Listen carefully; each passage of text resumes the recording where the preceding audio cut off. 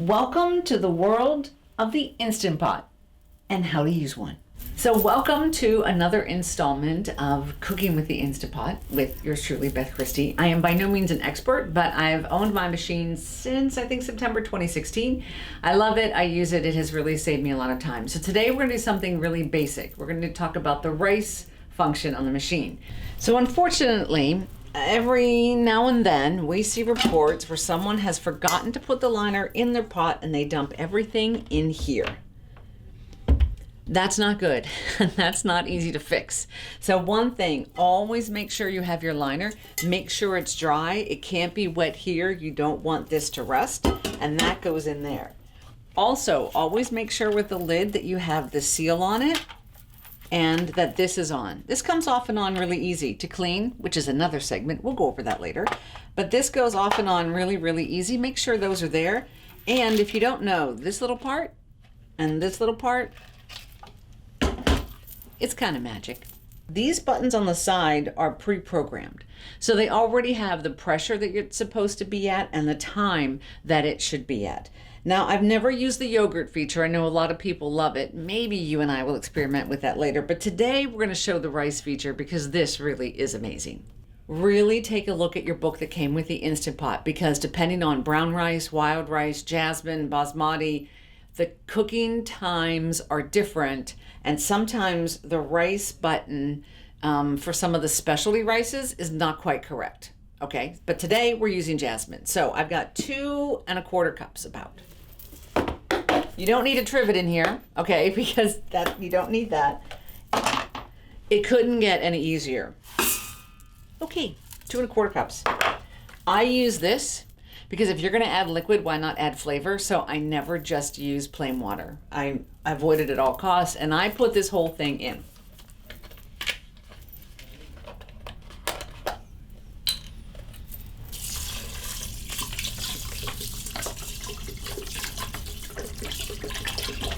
Trying to cover all the rice.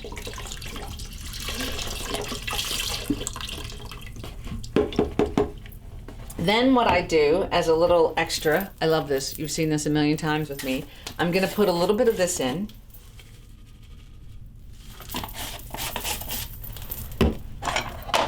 And we're gonna stir. Even though the book says they don't tell you need to, I find that you do, especially if you're gonna add any kind of a seasoning, because it's just gonna lay on top and it's not gonna go all the way through.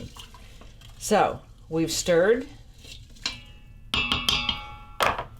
That's it. That's all you need to do. Woohoo! Okay, we're gonna set this back so that like this way is venting, this way is sealing so that it can cook. So go back as far as you can. You push it, it can't go back anymore. You're good. And all we're gonna do is hit this. It's gonna cook it, it tells you for 12 minutes at low pressure. Because if you had high pressure, I don't think you would recognize it as rice. I think it would become something else. And that's all you have to do, and the most amazing rice is gonna come out. So with rice, whenever you cook any kind of rice, you don't wanna do a quick release. There's what they call an NPR and a QR. You'll see those a lot. QR means quick release, NPR means natural pressure release. A quick release is when you instantly, I mean almost instantly, you need the pressure to go away, get it out. Like there's certain foods that will just completely become mush. You don't want to do a quick release with rice because you still need that moisture to get into the rice. You don't want to let it all out. So that's what we've done here. Here we go, we open it up, just using the rice setting. And there is our perfectly made rice. Now something, you may be watching this, if you've got your manual and you say, Beth, you put way too much liquid in there. With jasmine, they only say 1 to 1.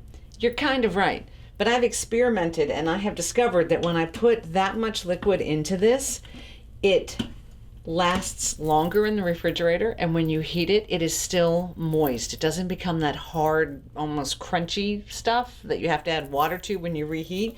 You won't have to do that with this. So that's something that I discovered. So with this, you can use this, you can make rice and beans. You can add this to a protein, a chicken. You can make meat, you can do vegetables. I just like it like this, and I might sprinkle some Parmesan cheese on, but butter makes everything better. And before you panic with how much butter we put in, there's a whole bunch of rice, so it's gonna be okay. Nobody panic. And that's it. We're gonna let that melt, and then that's it. And you have rice that, it's my favorite way. I would have never bought a rice cooker, but the Instant Pot, the fact that it has this function, I love it. So hopefully you enjoy and make some great dishes with your Instant Pot.